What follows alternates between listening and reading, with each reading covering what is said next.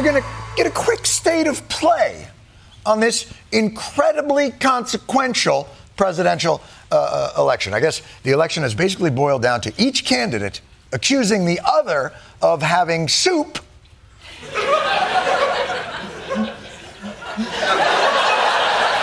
where there should be brain. There is plenty of fodder for the attacks. For instance, for President Biden, it is his habit of seemingly staring at what can only be considered ghosts or out-of-frame paratroopers, and then, when he's pulled back into frame, somehow giving the impression someone has just quantum leaped into his body. Is that? No, don't look directly at the sun, sir. That would... Now, and as for Trump, basically it's Trump tripping over his own dick anytime he tries to capitalize on Biden's age. Like this weekend, Trump appeared at the Herbalife of political conventions, Turning Point USA, where Trump articulated his case for having best brainful neurons smart. Joe Biden has no plan. He's got absolutely no plan. He doesn't even know what the word inflation means. Oh, you didn't. No. Oh, Joe Biden's so dumb. He thinks inflation is a rise in the overall price level for goods and services in the economy, as measured by the Consumer Price Index over time. Oh, shit. Oh, it turns out that is what it is. I'm sorry, I'm being told that is what inflation is. But still, you tell him, Donnie T. The case he's making to the American public is that he's the sharpest tool in the shed. See if you can find the flaw in his logic just one sentence later. I don't think if you gave him a quiz, I think he should take a cognitive test like I did. I took a cognitive test and I aced it. Doc Ronnie Johnson. Does everyone know Ronnie Johnson, congressman from Texas? Ronnie Johnson!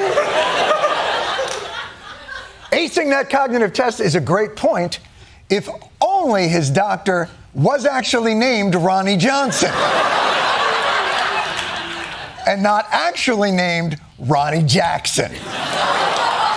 He got the guy's name wrong on his cognitive test. I don't even know what to say. Well, here's the problem. The sad thing is, under MAGA law, his name is now Ronnie Johnson. This is the way.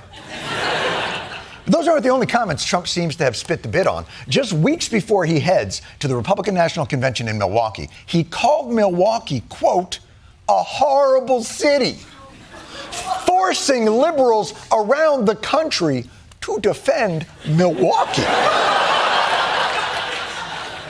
A city they then had to pretend to have been to. Oh, Milwaukee's the finest city in, I want to say, Indiana. But don't worry, because Donald Trump cleared the whole thing up.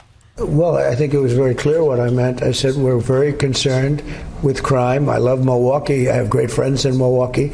But it's, as you know, the crime numbers are terrible, and we have to be very careful. Yes.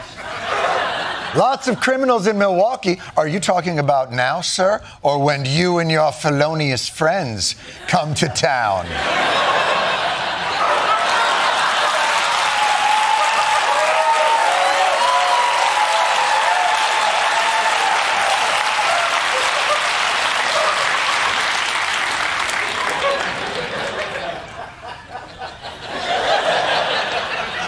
Face. That's what I did. I made a dumb face. The city's great. He loves Milwaukee. It's the dang Democrat-encouraged crime. It's one of the right's favorite talking points, not just from Milwaukee, but for all Democratic-run cities, that those cities are crime-infested shitholes, where life is miserable and everyone hates everybody. But people who live in these cities know that this rhetoric is only kind of true. Now, And when people who don't live in these cities say it, it's very annoying. And by the way, it does turn out the crime is actually down. The FBI reporting the nation's violent crime rate has dropped dramatically this year. Overall violent crime down 15% from last year. Murders down 26%. By every national metric, crime is down. Solid trend. Crime is down. It's all a misunderstanding. But now that the FBI numbers are out, I'm sure that the right-wing media will adjust accordingly. Quality of life is not captured in any of the FBI numbers. And if you live in a blue city, walk outside and use your eyes.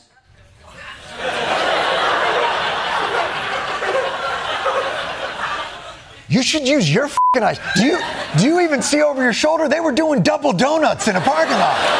That's like the Cirque du Soleil of automobiles. That's not crime. That's art. Oh, but I'm sorry. You were downplaying the crime statistics? Now they say there's no crime wave. But do you feel safe? It doesn't feel that way. It certainly doesn't feel that way for the average American today. Democrats will say, well, but crime is down. It's not how people feel. Yeah, as the right always famously says, feelings don't care about your facts. F*** your facts. Isn't that the slogan on the right? Now, you know, it's very interesting. It does bring up a good point, though. If crime is down so much, why do people, especially on the right, feel like it's up?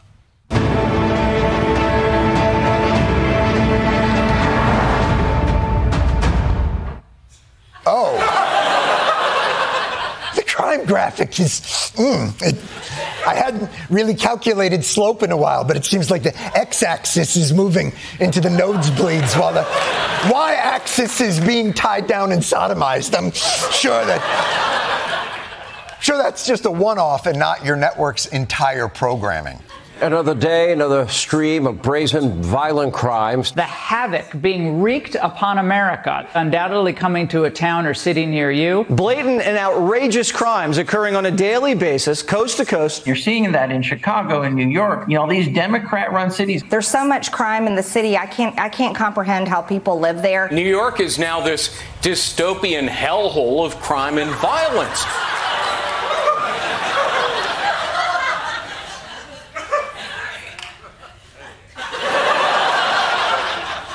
Is now a dystopian hellhole?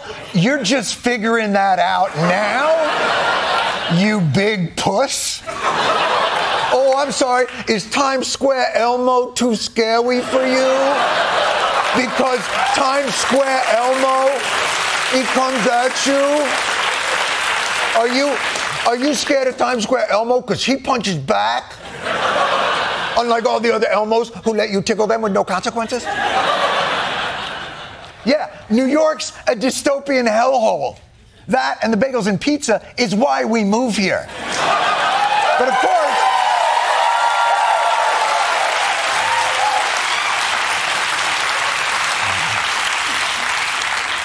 there is one particular type of crime that conservatives seem especially scared about. Mark, why do I keep seeing people pushing other people onto the train tracks? Not that. That's not a crime. That's okay. I get that. So the pushing onto the train tracks, that's just a misunderstanding. Here's what's happening. So we do have people in the subways who are there to try to help other passengers onto the train. But sometimes the train isn't there yet.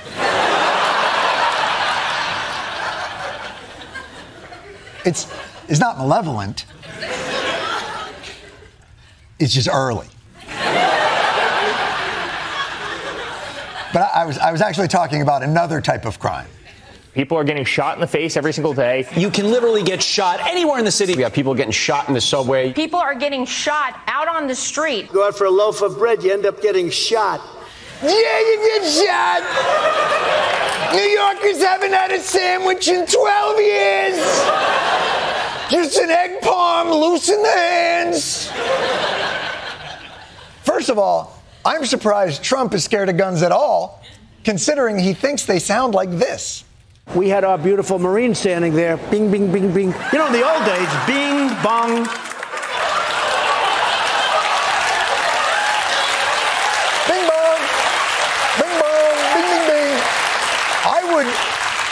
would pay good money to hear Trump describe the opening scene of Saving Private Ryan. Bing, bing, bing, and then the Nazis, bang, bang. Bang, bang. Nobody can get bread. Bang, bang, bang, bing, bing.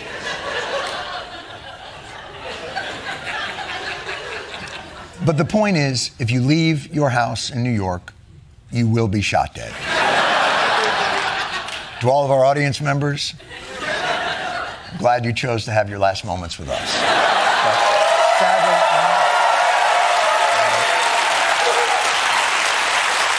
sadly,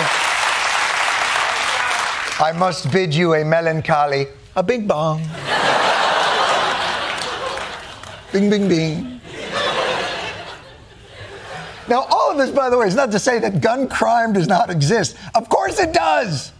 And some cities are worse than others. But here's the thing, and I say this with all due respect. The balls of these right-wing motherfuckers talking about how there's too much gun crime and chaos in our democratic cities, when Republicans are the ones who've enabled the flood of illegal weaponry into our cities in the first place. That's right.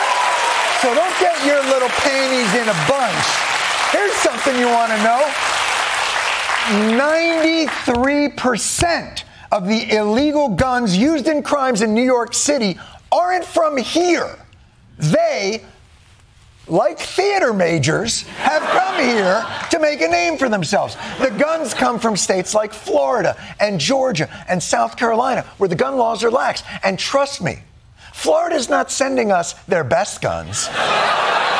They're bringing guns for drugs and crime and rapists, and some, I assume, are good guns. And try as we might to put up some border controls to stem this invasion, this flood of literally undocumented weapons, Republicans fight every attempt to bring some kind of order and even pass laws to increase the chaos. Look at all the laws and things that they've done. In 2005, they passed a law that effectively protects gun dealers and the gun manufacturers from being held liable for where their guns end up. They also try and make sure that terrorists and felons can still get guns. And just recently, they made sure that they can turn those guns into machine guns with bump stocks. They make it impossible to study the effects of guns. They make it impossible to track the illegal guns. They fight fucking everything. You want to know how cynical it is? You remember this guy? This guy, Congressman Andrew Clyde from Georgia. He loves to go on TV and talk about crime in democratic cities. Republicans have always been the party of law and order. And what you have seen is the massive increases in crime have been primarily at Democrat-run cities. Yeah, it turns out while he was complaining about the uptick in gun crimes in New York City, he himself was fighting added scrutiny on gun stores, like the two that he owns, that have been implicated in over 25 gun crimes since 2020. Why would they do this? There must be a reason, right? Because the right always tells us there's no coincidences, right? Isn't that what we're told all the time? It's almost as though Republicans must have a secret plan for this, funded by their billionaires, to flood our cities with illegal, undocumented guns, pouring them over our state borders in the hopes of killing off reliable Democratic voters. The great displacement theory. That is obviously what's happening, and no honest person would think otherwise. So there's only one real solution.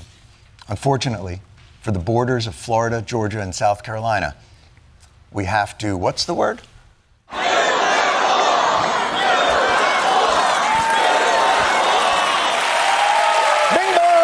Let's kick things off in Minnesota, where Republicans have endorsed Royce White to run against Democratic Senator Amy Klobuchar in November. And he's already turning the race into an episode of Jerry Springer. White has been mired in controversial revelations, including failure to pay child support, referring to women as mouthy, and at one time identifying himself as an anti-Semite on social media. And then there are the questionable campaign expenditures in 2022 when he ran for Congress, including $1,200 at a Florida strip club. I'm not paying child support to mouthy women because I'm spending it at a strip club. I mean, talk about red flag bingo. He even calls himself an anti-Semite on social media. Although, to be fair to him, declaring you're an anti-Semite is how you have to log into Twitter now. That's the new capture. By the way,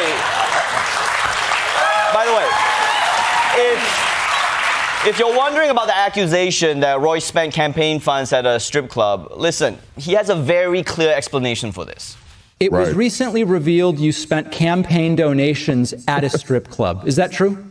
That's not true. Okay. It was a reference to a campaign filing with the FEC that was not done properly. Your claim is there were filings which said you spent campaign funds at a strip club, but they were incorrect filings. No, they didn't say that I spent the funds at a strip club. Or no, let's say they didn't say that I spent the funds on strippers. But it was spent at a strip club.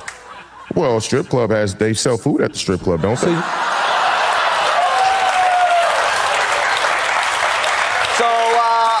I'm not sure this helps his case. Minnesota needs a senator who makes good decisions. So vote for me, the guy who goes to a strip club to eat shrimp.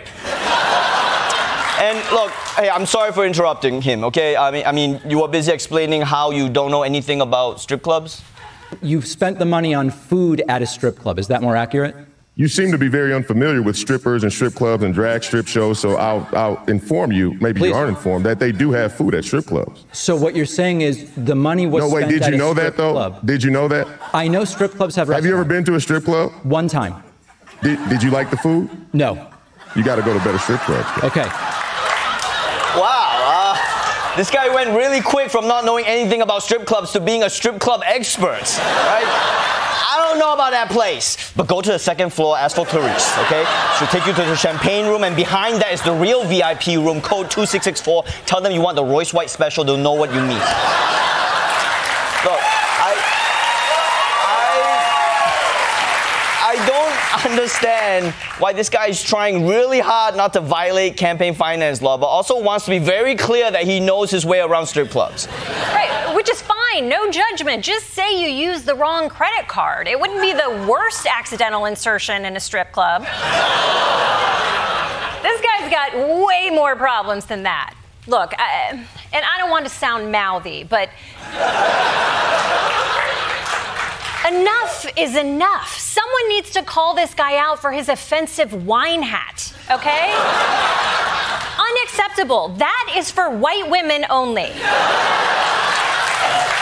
My culture is not your costume, asshole.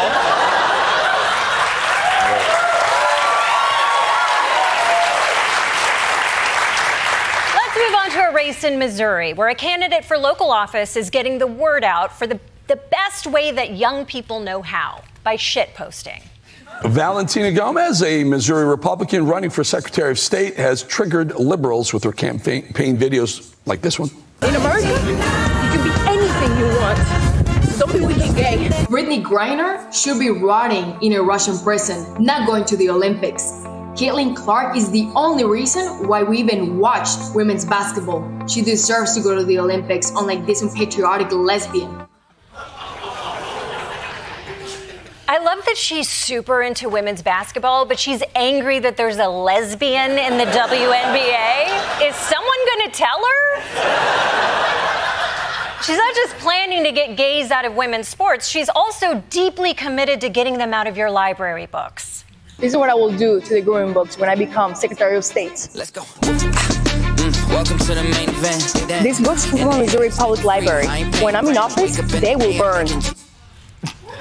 Jesus, a flamethrower? Take it easy. This is a book burning, not a gender reveal party. Gay?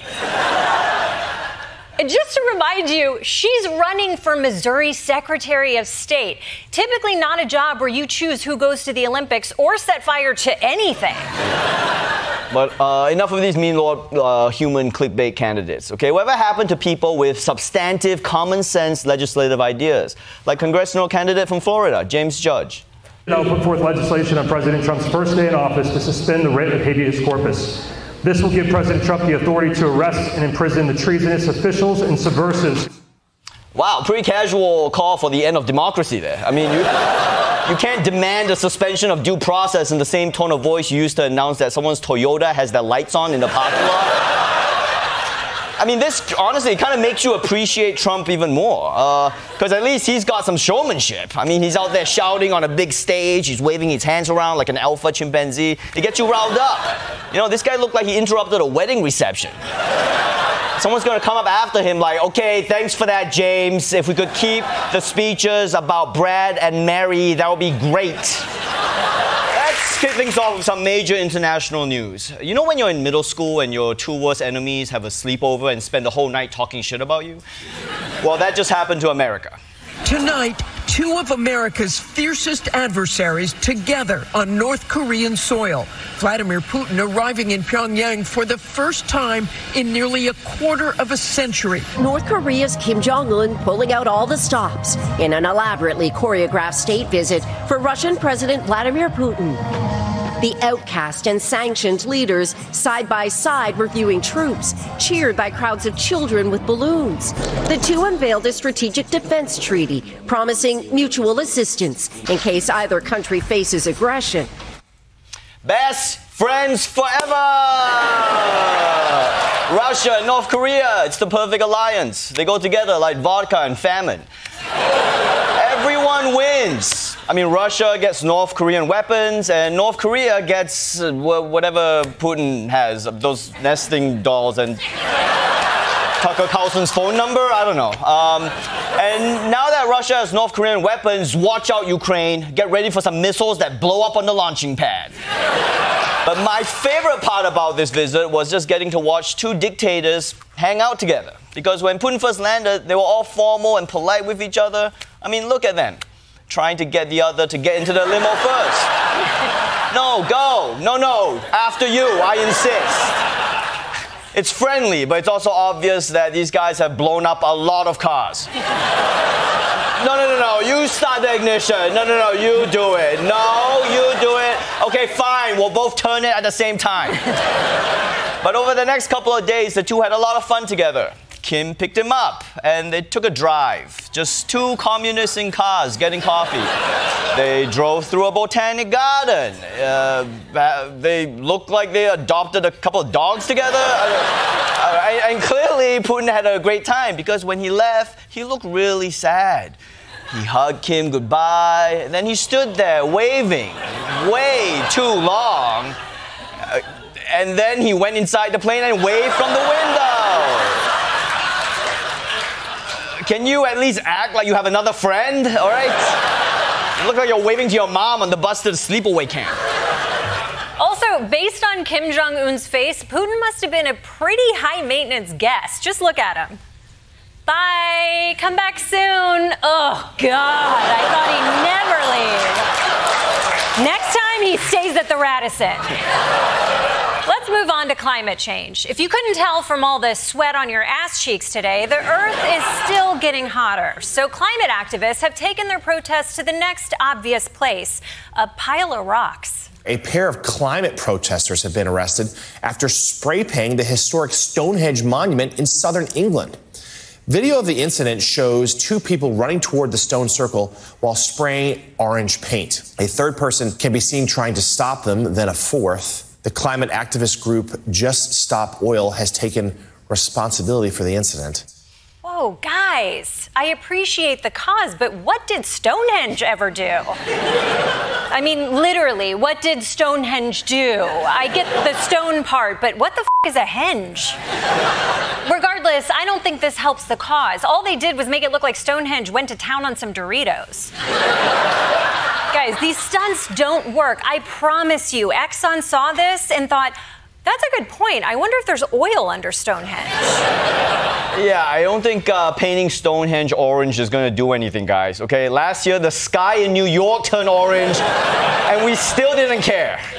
Okay, everybody was like, oh, that's weird. Let's turn up the air conditioning. Yeah, I'll tell you who they should be going after: billionaires and their private jets. Two more members of the organization Just Stop Oil have been placed under arrest for spray painting private jets, and Taylor Swift might have been a target.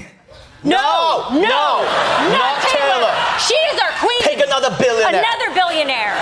Just Stop Oil said that the airfield is where Taylor Swift's jet was parked, but Essex police in the United Kingdom said the pop star's aircraft was not at the airport. Oh, thank God Taylor doesn't have to fly commercial. But guys, spray paint is not gonna ground these planes, okay? You gotta do something radical, like cut some wires or install some Boeing parts. And finally, some major education news from Louisiana, where school children are getting a lesson from the greatest textbook ever. New this morning, the governor of Louisiana signed a law requiring the 10 Commandments be posted in all public school classrooms, the only state now with such a law. It mandates poster-sized displays of the 10 Commandments in large, easily readable font. This is in all public classrooms. This is from kindergarten up until state-funded universities. Easily readable font? I hate to break it to you, but Louisiana ranks 38th in reading. I don't think the font is going to help.